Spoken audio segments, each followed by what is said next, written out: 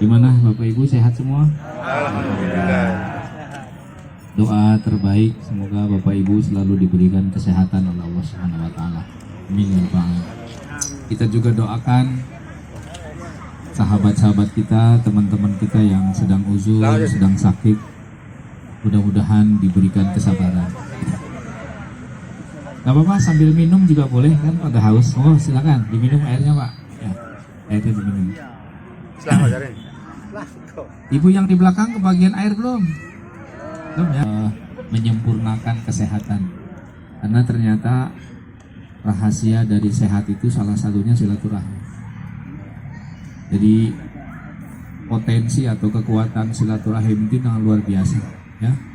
Bisa menjalin persaudaraan, memperkuat semangat persaudaraan, dan ternyata juga di dalam silaturahim ada semangat kesehatan. Dan mudah-mudahan kita semua sehat semua, Bu ya, Bu ya. Karena kekayaan yang paling mahal di antara sekian kekayaan itu diantaranya sehat. Saya merasakan kalau sakit nggak bisa latihan Mahatma, ya, nggak bisa ketemu. Saya juga mohon doa nih, katanya ada sahabat kita yang sakit. Pak Imam? Pak Supriyono mungkin Pak. Oh sudah sehat, alhamdulillah. Ya, apa-apa. Sehat itu sakit itu kan anugerah dari Allah. Bapak Ibu udah tahu nggak doanya orang yang sakit? Belum. Udah berapa lama jadi orang Islam?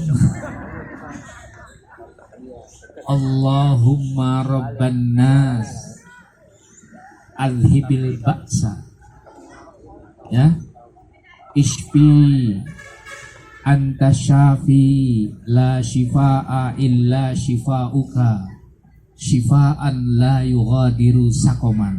Jadi kalau lagi sakit baca doa itu, ya, dengan tulus. Mau diulangi? Udah hafal? Allahumma rabban nas, ya, adhibil ba'sa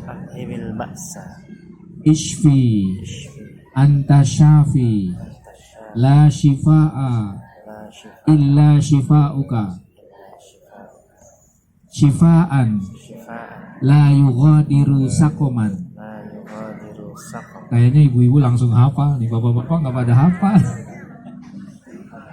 Kita sama-sama ya, karena ini penting. Kalau ibu lagi sakit baca doa itu terus, ya. Terus resepnya ini berbagi aja Pak Imam. Saya diajarin sama, dan terbukti ya. Saya kemarin juga sakit sama manusiawi. Jadi ternyata resepnya ketika kita ditimpa sakit, Bapak Ibu, gimana caranya? Ya Allah, saya ridho Engkau berikan aku sakit ya Allah. Ya, ridho sekali saya ini. Tapi aku mohon dengan sangat, masih banyak yang harus saya kerjakan untuk umat-Mu ya Allah. Kalau Engkau berkenan, berikan aku kesehatan. Satu. Yang kedua, ada lagi. Jadi kalau orang sakit itu jangan minta disembuhkan. Apa mintanya? Boleh minta disembuhkan. Gimana caranya? Ya Allah, berikan aku kekuatan untuk menghadapi rasa sakit ini. Berikan aku kesabaran untuk menghadapi rasa sakit ini. Memang pinginnya sih ya Allah hilangkan sakit saya, iya ya. Tapi akan lebih tinggi kalau kita sakit, kita bilangnya ya Allah berikan saya kekuatan untuk menghadapi sakit ini. Berikan aku kesabaran untuk menghadapi rasa sakit ini. Itu luar biasa.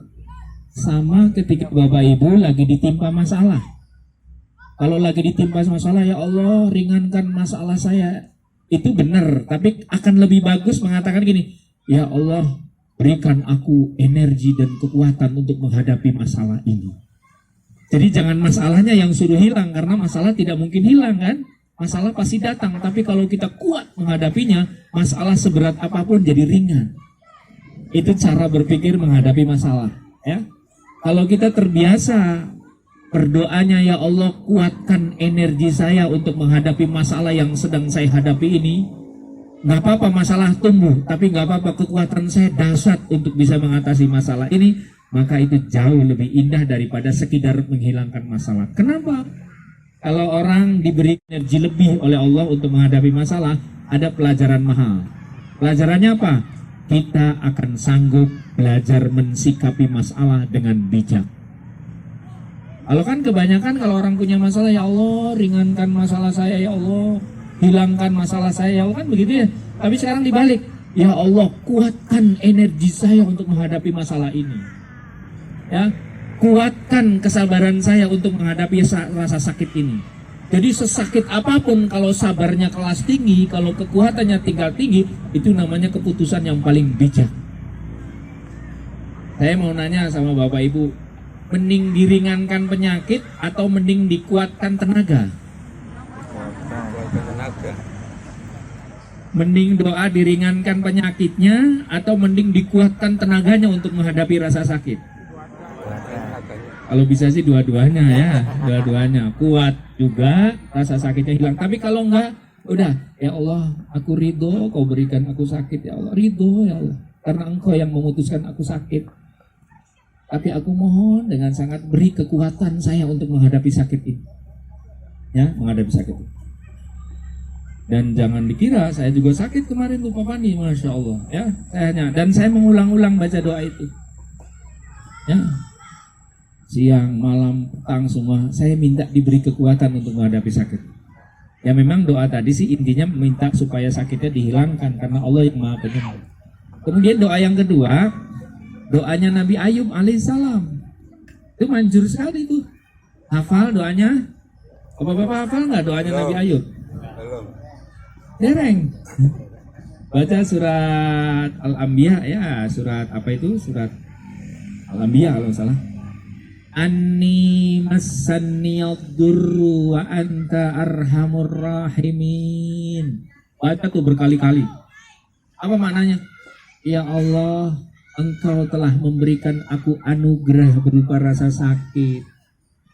Tapi aku tahu Engkau Maha Pengasih lagi Maha Penyayang. Jadi nerima sakit tapi memuji Allah, Engkau Maha Pengasih lagi Maha Penyayang.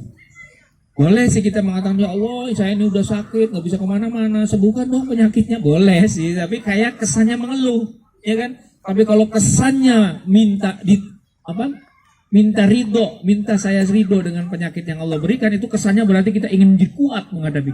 Kalau orang sudah kuat menghadapi masalah, akan teruji menghadapi masalah. Kayaknya harus saya bacakan dan ibu bapak harus hafal deh. Kalau sakit baca itu ya Bu ya. Mau saya ulang? Sama-sama bareng ya. Bismillahirrahmanirrahim. Allahumma Rabban nas Alhibil ba'sa Ishfi Anta syafi La shifa'a Illa shifa'uka. Hafal? Saya artikan dulu ya. Artikan Allahumma Rabban nas. Allah, Tuhannya manusia. Alhibil ba'sa, hilangkan penyakit ini ya Allah. Ya kan? Terus apa lagi? Ishfi ya Allah, berikan aku obat dan kesembuhan. La shifa'a illa shifa'uka, tidak ada obat kecuali obat yang hebat darimu ya Allah. Shifa'an la yughadiru sakoman, obat yang tidak menimbulkan rasa sakit kembali. Jadi kalau nanti sakit, baca doa itu. Yang kedua tadi, Nabi Ayub doanya, Anni massanniyadurru wa anta arhamur rahimin. Sama-sama. Bismillahirrahmanirrahim. Sama-sama. Bismillahirrahmanirrahim. Ikuti saya ya. Bismillahirrahmanirrahim. Anni massanniyadurru wa anta arhamur rahimin. Anni massanniyadurru wa anta arhamur rahimin. Baca itu kalau sakit terus berulang-ulang, menandakan ya Allah aku ridho kau berikan penyakit, tapi mohon aku diberikan kekuatan, gitu ya. Nggak sembuh-sembuh, ya nggak apa-apa ya Allah, kalau memang menurutmu nggak sembuh itu baik dan saya masuk surga juga nggak apa-apa, tapi ini berat ya, nggak apa-apa ya, nggak apa-apa. Nah dibiasakan itu. Tapi bacaan ini tidak hanya untuk orang yang sakit, orang yang sehat itu harus banyak baca itu juga ya. mungkin bisa disampaikan. Baca misalnya istighfar. Ya. Astaghfirullahaladzim, astaghfirullahaladzim, astaghfirullahaladzim, astaghfirullahaladzim, astaghfirullahaladzim, astaghfirullahaladzim, astaghfirullahaladzim, astaghfirullahaladzim. Terus kalimat itu syukur-syukur bisa sampai 100 kali. Hanya butuh 5 menit kok baca 100 kali. Ya, istighfar. Ya, karena kalau orang lagi sakit itu ada 2 kemungkinan: sedang diberikan anugerah oleh Allah, yang kedua sedang diuji. Nah, supaya semua penyakitnya hilang, dosanya hilang, kita lengkapi dengan istighfar. Istighfar ya, tiap hari habis sholat baca, mau tidur baca istighfar 100 kali, nggak apa-apa. Mau cukup jalan kita baca istighfar. Ya tidak usah dihitung lah, yang penting angkanya kira-kira semakin banyak semakin efektif untuk membersihkan hati kita. Yang kedua, bacaan yang sering baca kalau kita dalam keadaan susah, baca sholawat. Ya, bisa baca sholawat? Bisa nggak? Gimana baca sholawat? Allahumma sholli ala Muhammad, atau bisa juga pakai Sayyidina boleh ya. Mau pakai Sayyidina boleh, nggak pakai Sayyidina juga boleh ya. Yang nggak bener tuh yang nggak baca sholawat ya. Ini orang Mahatma itu kan orang toleransinya tinggi ya. Allahumma sholli ala Muhammad, benar. Allahumma sholli ala Sayyidina Muhammad, benar. Tapi kalau Allahumma sholli ala Pak Apandi itu yang salah. Ya, semuanya benar ya, yang benar. Kalau Bapak Ibu membacakan sholawat itu ada energi Bu. Paling tidak ada ketenangan. Kalau sudah ketenangan biasanya tensi mulai menurun ya. Gula yang kita miliki yang tadinya tinggi menurun gitu ya. Kemudian juga ya tadi kolesterol yang tinggi kalau banyak sholawat insya Allah kolesterolnya menurun gitu. Kenapa? Karena menstabilkan jiwa ya. Jiwa itu bisa distabil salah satunya dengan energi yang dibacakan sholawat dengan baca istighfar. Praktekkan di rumah ya Bu ya. Praktekkan. Sambil nanti tekan nafas juga tuh pakai jurus getar 3. Pak Sunaja sudah jurus getar 3 ya. Saya ucapkan selamat Pak Sunaja sama Bu Iim ya. Sekarang naik kelas, pelatihnya menjadi pelatih madya ya. Tepuk tangan buat beliau. Jadi pelatih itu kan ada tingkatan Pak ya. Ada pelatih asisten pelatih, naik jadi pelatih madya, kemudian naik jadi pelatih inti, pelatih tetap. Setelah pelatih tetap naik pelatih inti, setelah pelatih inti naik dewan pelatih, setelah dewan pelatih asisten guru besar, setelah asisten guru besar baru guru besar. Apa nih? Dewan pelatih. Ya, dewan pelatih. Ya. Mudah-mudahan ini yang masih aspal. Kalau Ibu Hajah Ana Hairani itu asisten pelatih apa guru besar? Aspal. Ya, bisa naik itu nanti di pelatih madya ya, pelatih madya. Jadi strukturnya jelas Pak. Jadi asisten pelatih naik jabatan dari pelatih madya naik jadi pelatih tetap jadi pelatih inti dewan pelatih dan terus sampai ke asisten guru besar. Ya, selamat buat Pak Sunaja dan Bu Im. Tepuk tangan sekali lagi. Luar biasa. Nah itu prolog kita dalam obrolan ringan ini, mudah-mudahan ada manfaatnya. Jadi kalau lagi sakit baca doa itu, ya, baca doa itu. Dan itu diajarkan dalam hadis Nabi, ya. Mudah-mudahan ingat Bapak Ibu ya. Allahumma rabban nas ardibil ba'sa ishfi ya Allah anta syafi la shifaa illa shifauka shifaan la yughadiru saqama anni massani yadhurru wa anta arhamur rahimin. Atau ada lagi satu doa yang sering dibaca, Allahumma afini fi badani, ya Allah sehatkan badanku. Allahumma afini fi sam'i, ya Allah sehatkan telingaku. Allahumma afini fi basori, ya Allah sehatkan penglihatanku ya Allah. Allahumma afini fi basori fi qalbi, ya Allah sehatkan juga hatiku ya. Jadi kita doanya 4 tuh. Minta doa sehat badan, minta doa sehat pendengaran, minta doa sehat penglihatan, dan yang paling hebat minta doa sehat hatinya. Kalau sehat hatinya lebih dahsyat Pak ya. Sangat efektif untuk menyembuhkan rasa sakit. Jadi ternyata salah satu obat penyakit itu ridho dengan penyakit yang diberikan oleh Allah. Bapak Ibu kalau diberi sakit ridho nggak? Ridho apa ngeluh? Susah pasti akan mengeluh ya. Tapi kita lawan rasa ngeluh, ya Allah saya terima Engkau berikan sakit seperti ini ya Allah. Aku ridho ya Allah, ini keputusanmu.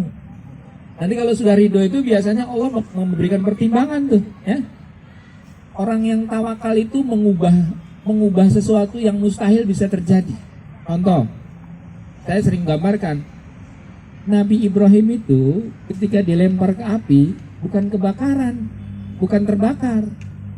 Kalau api itu hakikatnya panas apa dingin, Bu? Panas. Pengen nyoba panasnya api, Bu? Oh ya, kalau pengen nyoba, Ibu pulang dari sini, nyalakan gas kompor gas yang warnanya biru, taruh jarinya 1 menit aja di situ. Matang. Itu rasanya panas gitu ya. Api itu panas, tapi karena Ibrahim ridho sama Allah, ya Allah saya ridho, mau kau apakan saja saya ridho ya Allah. Saya ikhlas, saya tawakal samamu. Dilempar ke api, apa yang terjadi? Apinya tiba-tiba sejuk dan dingin kepada Ibrahim. Kenapa? Ibrahim ridho dengan keputusan Allah, tawakal kepada Allah. Nabi Musa, mana ada laut bisa dibelah? Nggak ada. Ibu pernah bawa tongkat ke laut, belah laut nggak? Wah, sekali-sekali bawa tongkat ke laut, belah, kira-kira belah nggak? Enggak. Tapi Nabi Musa dengan dahsyatnya tiba-tiba kata Allah, Musa pukulkan tongkatmu ke laut. Dipukul laut, ternyata laut dari arah Mesir ke Palestina itu jauh, namanya Laut Merah, terbelah. Dalamnya kan kiloan meter ke bawahnya, puluhan meter ya. Terbelah Nabi Musa. Lalu kemudian kenapa laut bisa terbelah? Karena Musa ridho dan tawakal kepada Allah. Apa maknanya? Ya Allah, aku pasrah kepadamu ya Allah. Sudah nggak ada jalan keluar ya Allah. Di depan ada laut, di belakang ada Fir'aun yang mau mematikan kami semua. Terus Bani Israel yang ada di sekitar saya ini udah nggak bisa diatur. Aku pasrah kepadamu ya Allah. Kepasrahan itu kemudian melahirkan keajaiban, laut bisa terbelah karena kekuatan pasrah kepada Allah. Nabi Ayub apalagi yang sering saya cerita berulang-ulang ya. Nabi Ayub sakitnya luar biasa, 17 tahun derita, diusir dari kampungnya, menderita. Tapi ya Allah, ya tadi anni masaniyad dhurru wa anta arhamur rahimin. Aku ridho ya Allah, kau berikan aku penyakit.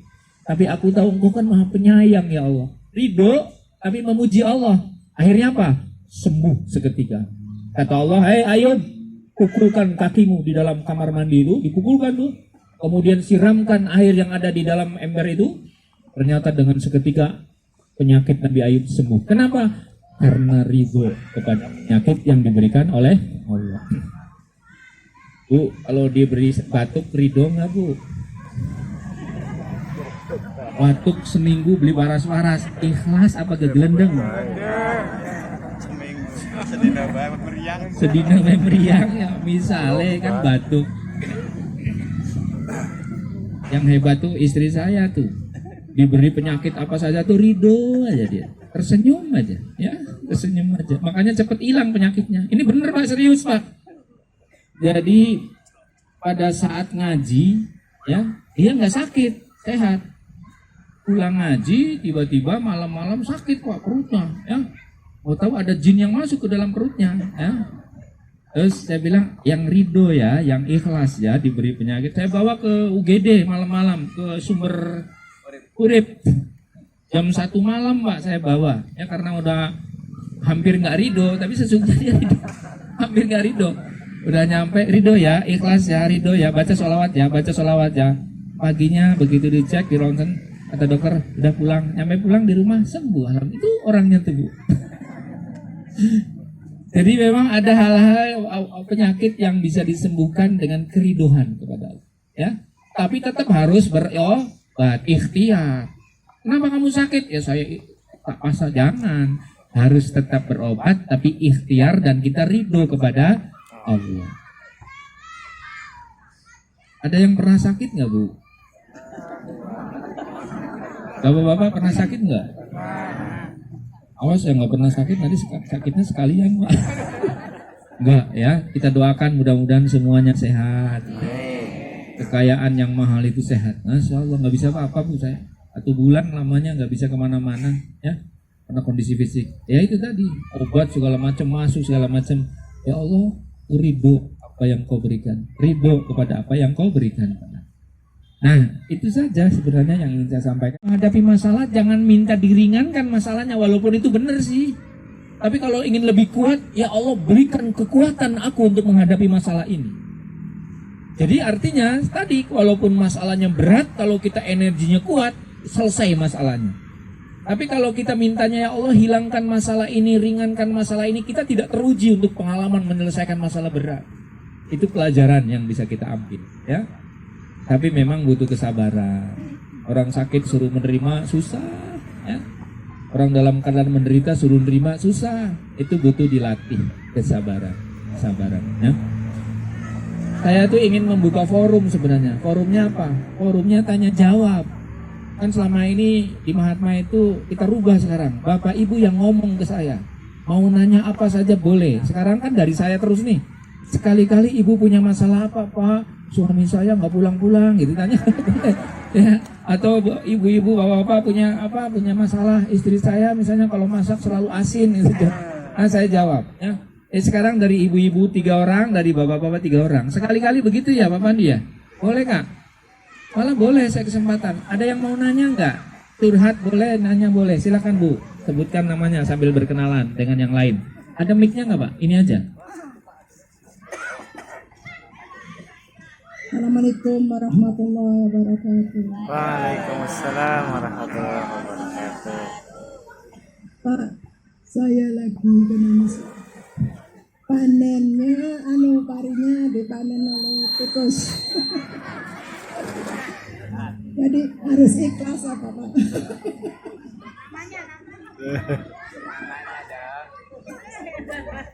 Berapa bau Pak? Bu, padinya? Setengah. Setengah bau ya? Habis semua? Harus setengah. Di daerah mana? Tangrahan. Satu. Ada lagi ibu-ibu dulu. Siapa ibu? Ayo kumpulkan. Coba yang nanya. Bebas. Nggak usah malu-malu. Pak Jamali ya? Iya, nama saya Jamali. Saya mau bertanya, antara ibadah di musola dan di masjid itu ada kelebihan bagaimana itu? Sekian saja. Oke, bagus. Ada lagi? Assalamualaikum warahmatullahi wabarakatuh. Nama saya Imam 1. Saya hanya mengingatkan Pak Asisten Guru Besar dulu pernah berjanji katanya mau melanjutkan pembahasan masalah warisan. Itu saja. Wabillahi taufik wal hidayah. Wassalamualaikum warahmatullahi wabarakatuh. Biasanya umpama suaminya meninggal, kalau saat meninggal kan biasanya kalau punya anak ya ada yang separuh, ada yang seperempat ya. Nah sekarang pada umumnya umpama istri meninggal, rata-ratanya di publik itu semua warisan diwariskan, sehingga kadang-kadang umpama kalau yang ditinggalin dulu kawin lagi, biasanya itu akan parah kan. Nah sebenarnya itu kan apakah yang dibagi itu hak yang iritatul mayit saja, tetap yang hidup kan tidak. Contoh umpama istri meninggal, jadi dapat seperempat, umpama kekayaan rumah 1 miliar, berarti kan yang dibagi hanya 250 juta kayak, yang 750 kan berarti masih suami. Nah, hanya di publik pada umumnya dibagi Pak. Nah ini kesalahan umum kan. Nah apakah betul atau tidak yang gitu? Yang ibu dulu ya. Kalau ibu kena musibah di dalam Quran, apa itu Allah berfirman, alladzina sabaru, orang-orang yang bersabar itu. Za asobathum musibah qalu inna lillahi wa inna ilaihi rajiun. Idealnya itu. Jadi ketika kita kena musibah apapun termasuk padinya ada yang makan tikus, inna lillahi wa inna ilaihi rajiun. Tapi kalau ibu mengucapkan yang lebih hebat, begitu melihat mau panen ternyata padinya habis semua sama tikus, alhamdulillahirabbil alamin, ya Allah, rupanya ini bukan rizki saya. Saya ridho, saya ikhlas ya Allah karena tikus itu. Terus mau apa lagi? Tikusnya mau dikejar-kejar nggak ketemu, ya kan? Ya udah ikhlas. Nanti kalau ibu ikhlas, ibu ridho, Allah memberikan pahala dan Allah akan membuka padi-padi berikutnya. Sakit, memang sakit. Kan Nabi Ayub tadi sudah bilang, udah punya emas, perak banyak, sudah punya ternak sapi banyak, punya ladang gandum banyak hektaran, pas mau dipanen habis semua gandumnya. Nabi Ayub mengatakan apa? Ya Allah, aku tahu engkau sedang berbicara tentang sabar. Ternyata dengan padi yang hilang kau mengajarkan aku supaya aku sabar. Terima kasih ya Allah, engkau memberikan aku tikus untuk memakan padi. Itu kira-kira itu lebih nyaman loh, lebih nyaman. Bener loh, ya lebih nyaman. Makanya waktu saya bawa jamaah umroh yang sakit terakhir ibu ya, bukan zaman Pak Pandi. Itu Bapak sakit, ya coba alhamdulillah ya. Alhamdulillah, terima kasih ya Allah, Engkau memberikan aku sakit. Mudah-mudahan sesuai dengan janji Nabi-Mu, kalau saya sakit dan saya sabar, dosa-dosa saya hilang. Mending sakit tapi sabar, tapi mending sehat tapi nggak sabar. Pak. Mending sehat tapi sabar ya. Tapi kalaupun sakit kita sabar, dosa-dosanya hilang semua. Itu beda, sabar. Insya Allah semangat terus, ikhlas sama Allah. Ya Allah, terima kasih Engkau sudah memberikan ujian. Semoga ini membuat kita menjadi lebih tabah menghadapinya. Gak usah nyalain tikus. Ya kalau mau diracun boleh aja lah ya, asal jangan ngeracun yang punyanya. Ya, terima kasih Bu informasinya. Mudah-mudahan nanti Allah menggantikan yang lebih hebat padinya. Ya. Nanti tikus bibit atau ketua tikusnya di WA Bu sama Pak Pandi. Supaya jangan ganggu lagi padi. Sabar ya Bu ya, sabar, udah ikhlas yang sudah, terus bekerja keras, jangan putus asa, nanti Allah akan memberikan yang terbaik. Itu namanya Thomas Alva Edison, pernah dengar? Yang menciptakan listrik pertama kali. Itu ribuan kali Bu, gagal lagi sampai perusahaannya bangkrut. Uangnya jutaan dolar habis untuk melakukan uji coba untuk menemukan listrik. Semua orang mentertawakan, Thomas Alva Edison gila.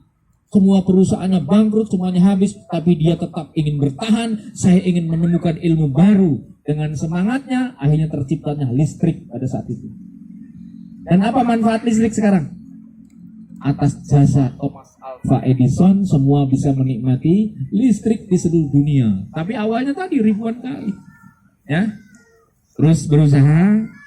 Ya, mudah-mudahan nanti ada gantinya. Ya, tinggal dicari caranya. Yang tadi mana Bapak tadi? Jamali. Pak Jamali. Jamali itu artinya indah, ya. Berarti Bapak ini selalu indah istilahnya. Tapi saya lupa tadi nanyanya apa ya? Oh ya, itu sebenarnya bahasa Arab. Sebenarnya ada salah kaprah.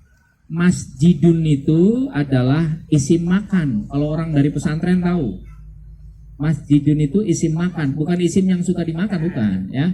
Kalimat isim tapi namanya makan, tempat. Artinya tempat bersujud. Sajada yasjudu sajdan wa masjadan fahuwa masjidun. Nah itu namanya isim makan. Jadi berasal dari kata-kata sajadah, bersujud, masjidun, tempat bersujud. Jadi sebenarnya tempat bersujud itu apa? Ya sajadah harusnya, ya kan? Tapi ya sudah salah kaprah, di Indonesia masjidun tempat bersujud sebagai digambarkan sebagai bangunan besar. Musola juga bahasa Arab. Sholat, musola tempat sholat. Jadi musola itu bahasa Arab, arti bahasa Indonesianya tempat sholat. Hanya di Indonesia memang dibedakan antara masjid dengan musola. Kalau masjid biasanya yang gede, kalau musola biasanya di pom bensin. Ya, toilet sebenarnya itu biasanya musola. Apakah sholat di musola dan masjid itu sama saja? Ketika sholatnya dilakukan dengan berjamaah, nilainya sama. Yang membedakan itu apa? Kalau Bapak sholat di Masjidil Haram dengan masjid ini namanya masjid apa Bapak? Al-Makmur.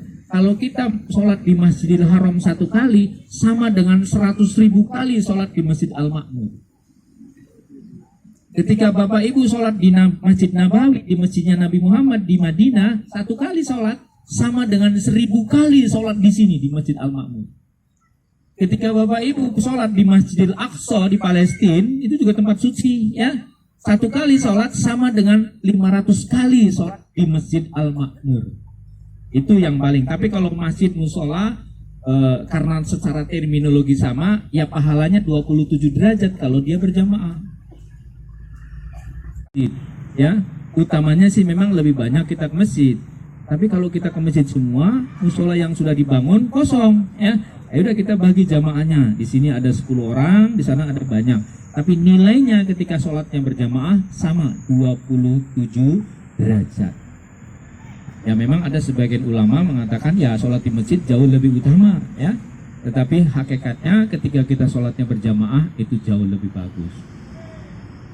Pertanyaan Pak apa tadi? Pak Imam.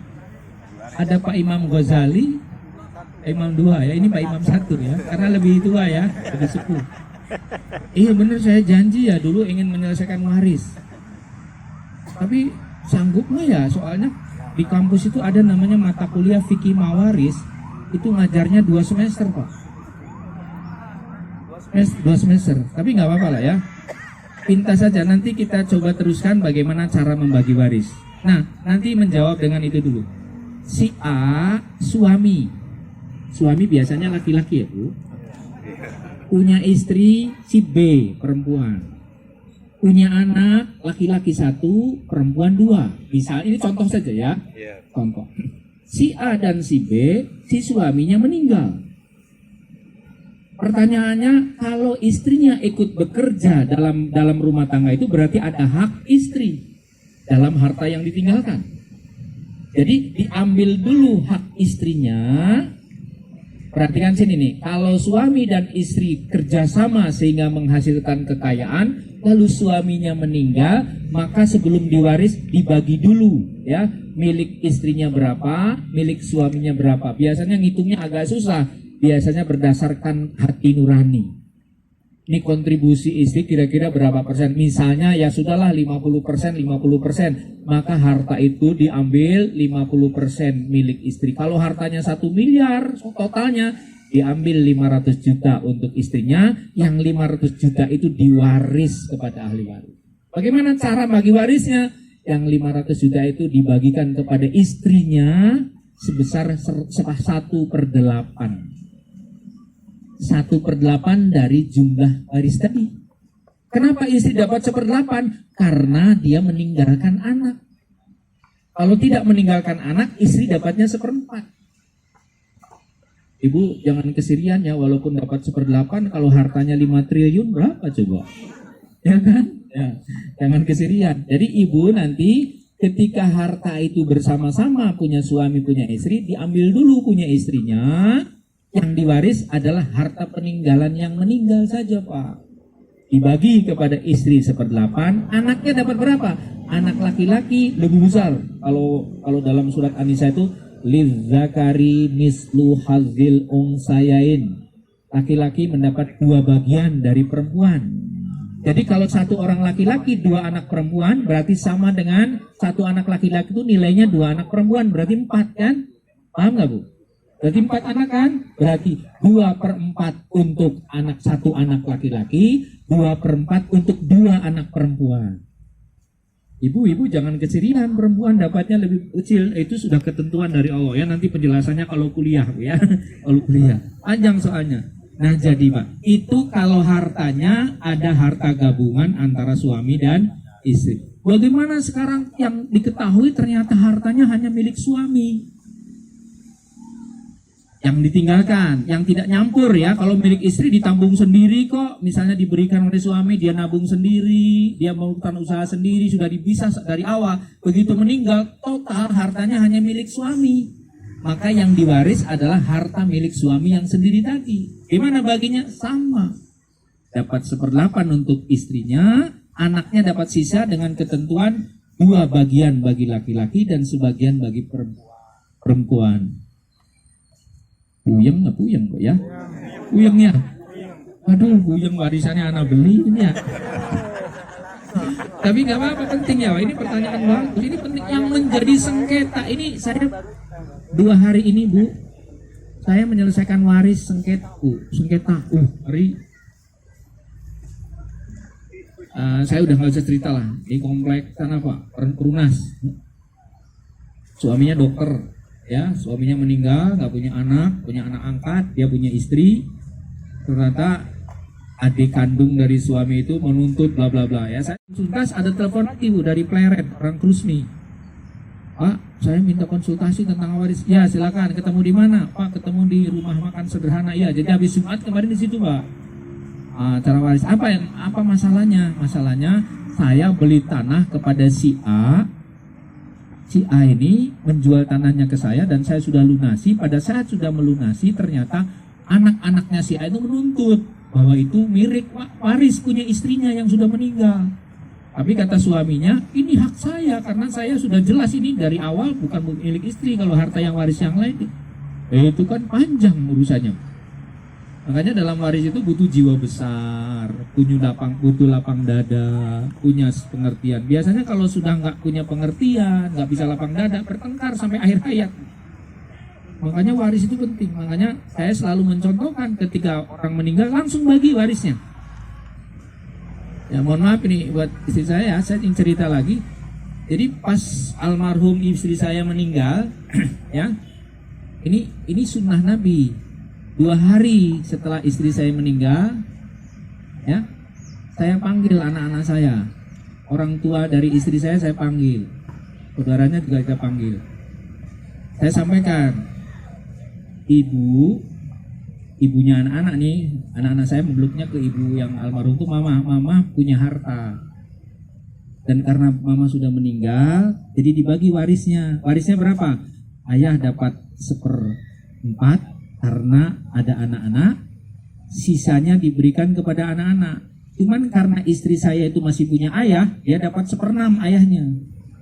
Ya? Jadi ketika seorang meninggal masih punya bapak, itu bapak dapat 1/6. Suaminya, saya sebagai suami dapat 1/4.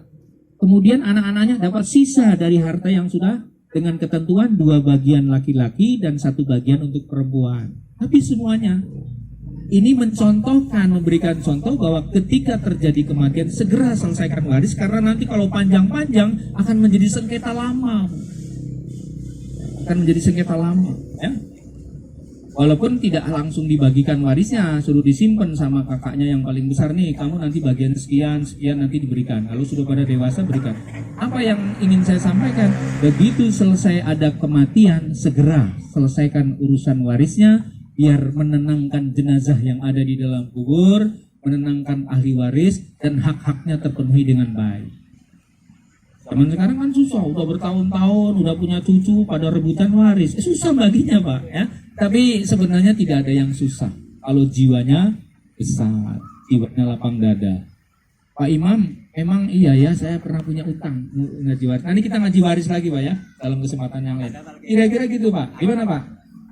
Sama ayahnya meninggal, itu tadi kan umpama 1 laki-laki 2 perempuan. Kalau kebetulan sebelum ayahnya meninggal ada saudara lagi yang ada yang meninggal, itu biasanya tidak dapat, kayaknya terhalang kan, mahjub oleh laki-laki kan. Nah tapi kan ayah kasih secara manusiawi ya, kasihan sekali. Itu pakainya wasiat atau Pakainya namanya hibah. Ya. Nah, kan waris jadinya panjang. Oh enggak ada. Tapi nggak apa-apa, bagus Pak, itu memberi contoh. Jadi cucu itu nggak dapat waris kalau bapaknya masih ada. Si A punya anak si B laki-laki, si B-nya punya anak si C. Berarti C itu apa? Cucu. Begitu kakeknya meninggal, cucu nggak dapat waris karena sudah ada bapaknya. Lalu berhak dari mana? Kasihan kan dia kan sayang sama cucu, dekat sama susu, masa nggak dapat? Boleh, tapi bukan waris, namanya hadiah atau hibah, pemberian. Boleh nggak? Boleh. Nah kemarin kasusnya anak angkat Bu. Kalau wasiat boleh nggak? Wasiat nggak boleh kepada ahli waris. Ya, wasiat itu misalnya gini, Misalnya ada orang meninggal, wasiat nih wasiatnya anak-anak, kalau nanti bapak meninggal harta saya diserahkan ke pembangunan masjid, ya itu namanya wasiat. Kalau wasiat kepada ahli waris jangan, karena ahli waris itu sudah dapat waris, ya. Dan wasiat tidak boleh lebih dari 1/3 jumlah harta, ya, 3 jumlah harta, ya. Nah itu boleh. Jadi anak angkat ceritanya begini, Bu. Dari kecil nggak punya anak, dia ngangkat anak. Tiba-tiba bapak angkatnya meninggal, kaya nih, kaya raya, miliaran duitnya, punya istri yang tadi saya ceritakan. Nah, apakah anak angkat dapat waris? Tidak dapat waris. Tapi karena sangat hibah atau pemberian atau hadiah. Berapa hadiahnya? Ya sesuai kebutuhan atau sesuai yang menjadi keinginan yang memberinya. Jadi dari gitu, Bu, ya. Begitu juga anak yang cucu tadi, ya. Pak Pandi punya cucu belum? Belum, ya. Nah, mudah-mudahan segera diberi cucu, ya. Atau ada yang punya cucu nggak? Anaknya laki-laki apa perempuan, Bu? Anaknya laki-laki, cucunya laki perempuan. Nah, misalnya mohon maaf. Pak Sunajanya misalnya ini Pak meninggal. Warisannya tanahnya hektaran misalnya, maka yang dapat waris anak laki-laki itu paling kuat. Bapak masih punya istri? Kalau bapak punya istri, bapak Sunaja meninggal, istrinya dapat 1/8 karena ada anak laki-laki. Lalu harta sisanya diberikan semua kepada anak laki-laki. Oh, Pak Sunaja punya saudara sedulur laki-laki, kakang laki-laki, nggak dapat saudara waris karena ada anak laki-laki. Istilahnya mahjub, terhalang. Jadi kuatnya anak laki-laki hebat tuh, ya. Kecuali bapak, kalau bapak dapat, nggak bisa dihalangi oleh anak. Misalnya Pak Sunaja masih punya bapak, begitu Pak Sunaja meninggal, hartanya banyak, bapaknya Pak Sunaja dapat, tidak bisa dihalangi oleh anak laki-laki. Tapi kalau kakaknya Pak Sunaja atau adiknya Pak Sunaja nggak dapat waris karena ada anak, kecuali Pak Sunajanya nggak punya anak, paham? Maka boleh dapat waris. Puyeng ya puyeng lah. Ini ilmu penting, Pak, ya. Istrinya 2. Pertama meninggal. Oh, istrinya meninggal. Yang meninggal tidak dapat waris. Syaratnya orang jadi ahli waris kalau dia hidup. Begitu Pak Sunaja, istrinya meninggal duluan misalnya, ya, meninggal duluan. Ya, pertama Pak Sunaja dapat waris dari istrinya. Begitu nikah dengan istri yang kedua, Pak Sunaja yang meninggal. Maka istri yang matinya dapat waris nggak? Tidak dapat waris. Yang dapat waris siapa? Istri yang kedua. Berapa dapat warisnya? Kalau Pak Sunajanya dapat anak, punya anak, dapatnya 1/8. Kalau nggak punya anak, dapatnya 1/4. Paham ya, Bu, ya? Uyang nggak, Bu? Pak? Enggak. Bapak kayak kalian ngerti nih, ya. Sebentar, Pak, ya. Jadi hibah, ya. Jadi itu kira-kira cara membagi warisnya. Tadi tanya kalau istrinya 2 gimana? Kalau si A punya istrinya 2, istri pertama, istri kedua, si A-nya meninggal, lalu nggak punya anak nih, dia keduanya dapat 1/4. Bukan istri pertama 1/4, istri kedua 1/4, enggak, 1/4 dibagi 2. 1/4 dibagi 2. Apa sih, Bu? 1/4 juga kalau hartanya 5 miliar lumayan. Oke, masih. Emang butuh jiwa besar, ya. Apalagi Pak tadi, ya? Tadi contohnya Pak Sunaja, Pak, ya.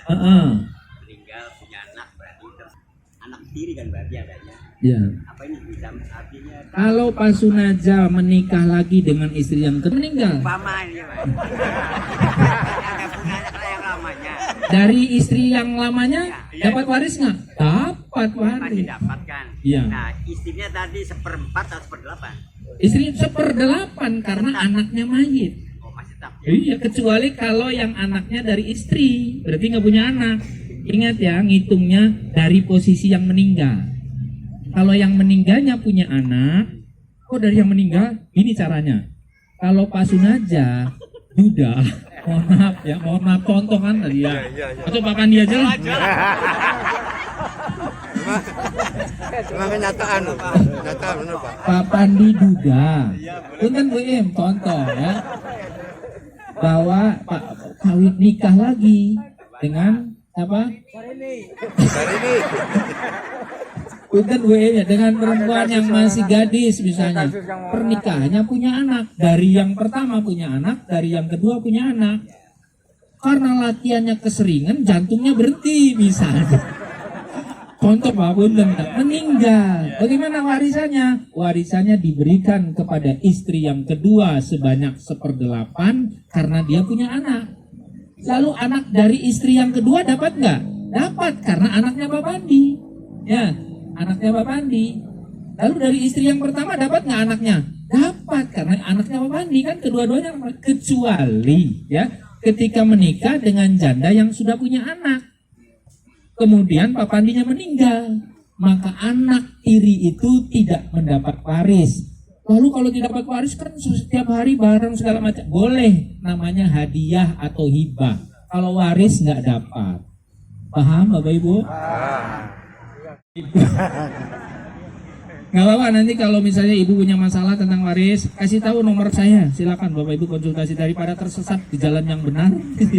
Ya mending nanya, nggak boleh nggak apa-apa nanya. Insya Allah saya jawab dengan sebenar-benarnya lah, insya Allah semampunya. Jadi itu ya. Jadi sederhana sebenarnya. Anak tiri nggak dapat apa? Waris dari. Nah bagaimana kalau istrinya yang meninggal? Pak Pandi lagi ya. Ibu-ibunya sudah meninggal, kan bawa anak nih, ya. Pak Pandi nikah lagi dengan gadis, setelah berapa tahun punya anak dengan gadis itu. Tiba-tiba istrinya meninggal, istri yang keduanya. Tapi istrinya kaya, pinter Pak Pandi nyarinya janda yang kaya misalnya ya. Meninggal, tapi punya anak dan selama dengan Pak Pandi melahirkan 2 anak misalnya. Mohon maaf Bu Im ya. Lalu gimana? Ketika istrinya meninggal, anak yang dibawa oleh Pak Pandi yang pernikahan dengan istri yang pertama tidak dapat waris dari istri yang kedua. Paling dapatnya hadiah atau pemberian. Kalau waris nggak dapat. Tetapi anak yang dihasilkan dari perkawinan antara Pak Pandi dengan istri yang kedua, kalau istrinya meninggal dapat waris. Pak Pandi dapat waris nggak? Karena dia suami dapatnya 1/4. Ternyata setelah dihitung-hitung misalnya hartanya 100 miliar, berarti 1/4 berapa tuh? 25 miliar Pak, bisa nikah lagi. Untuk Pak ini contoh, kalau jangan tersinggung ya, contoh aja supaya gampang maksudnya. Ngerti nggak Bu? Benar ngerti. Terus kalau pusing nanti tulis WA saya, nanti boleh nanya ya waris. Pak Imam paling memungkinkan begitu Pak. Jadi Bapak tulis nomor WA saya, kalau punya kasus waris tanyakan, nanti saya jawab insya Allah. Saya setiap pagi jam 7 sampai jam 8 pagi 1 jam hari Jumat itu ada pengajian khusus ya. Pak Imam juga hadir, cuman kemarin kebetulan lagi diuji sama Allah jadi nggak hadir. Pak Bakar kelihatannya juga lagi diuji sama Allah jadi nggak hadir ya Ibu. Nah kalau mau kesempatan boleh hadir ya, jam 7 cuman 1 jam ya di pesantren sana ya. Nah, jam 7 sampai jam 8 setiap pagi Jumat. Jadi saya memberikan waktu di tengah-tengah kemana-mana ceramah di luar, di rumah itu juga ada setiap hari ya. Jadi kemarin yang hadir Pak Imam sama istri ya, sama Pak Bakar dengan istri, dan saya, istri saya juga nggak hadir, katanya untuk menghormati Pak Imam gitu. Nggak hadir. Kira-kira yang penting nggak Pak Waris tadi Pak? Terus pada guyonan mela baru enak, karena yang penting jangan stres-stres. Ini duitnya anak beli bagi waris sih Pak. Nah terakhir, apakah ketika orang tua kita, suami kita, istri kita meninggalkan utang, itu ahli warisnya dapat warisan nggak Pak? Katanya dapat warisan nggak? Dapat apa? Mewarisi hutangnya, dibayar. Contoh, masa Pak Sunaja maningnya, Pak Mas Adi ya, Pak Mas Adi ya. Pak Mas Adi. Punten contoh. Hah? Iya Pak Sadi. Bu, punten ya Bu, nyontain Pak Sadi. Pak Sadinya meninggal. Punya utang misalnya Pira Pak utang? Miliar. Pira bae wis aja kakek 100 juta ya kan. Kue rabi siji, punya istri 1, punya anak berapa Pak? 3. Udah dewasa misalnya, 3. Laki-laki semua. Perempuan 1. Ketika Pak Sadi meninggalkan utang, maka utang yang 100 juta itu kewajiban istrinya 1/8 dari 100 juta, sisanya ditanggung oleh anak-anaknya. Kalau sudah dewasa tapi Pak, ya, anaknya. Kenapa? Karena salah satu penghalang masuk surga seorang anak ketika hutangnya belum diselesaikan oleh ahli warisnya. Makanya penting. Makanya kalau bisa kalau mati ngobrol dulu. Saya besok mau mati gitu. Nih utangnya gini. Ya maksud saya sih ya, kalau orang punya utang diselesaikan dulu. Anak-anaknya, keluarganya, saudaranya wajib menyelesaikan utang supaya nanti di akhirat orang yang meninggalnya tidak punya beban. Ada loh Bu, hadisnya ceritanya begini. Nabi mau menyolatkan jenazah di Madinah. Jangan-jangan hati ibu sudah nggak di sini lagi nih. Kayaknya ada hati bapak yang sudah tidak di sini lagi. Sebentar Pak ya. Nabi mau menyolatkan jenazah, udah siap tuh di masjid kan penuh. Nabi kalau ada orang meninggal di Madinah pengen yang menjadi imamnya Nabi karena doanya dikabul kan. Begitu mau disolatkan nanya, para sahabat nih jenazah yang akan saya solati punya masalah nggak? Punya utang nggak? Punya ya Rasulullah berapa? 2 dinar. 2 dinar itu 1 dinarnya 4,25 gram emas. Ya kalau 1 gramnya 1 juta berarti sekitar 8,5 juta. Sekarang ya punya utang nggak? Punya ya Rasulullah. Belum dibayar belum? Rasulullah nggak mau nyolatin Bu, keluar dari masjid.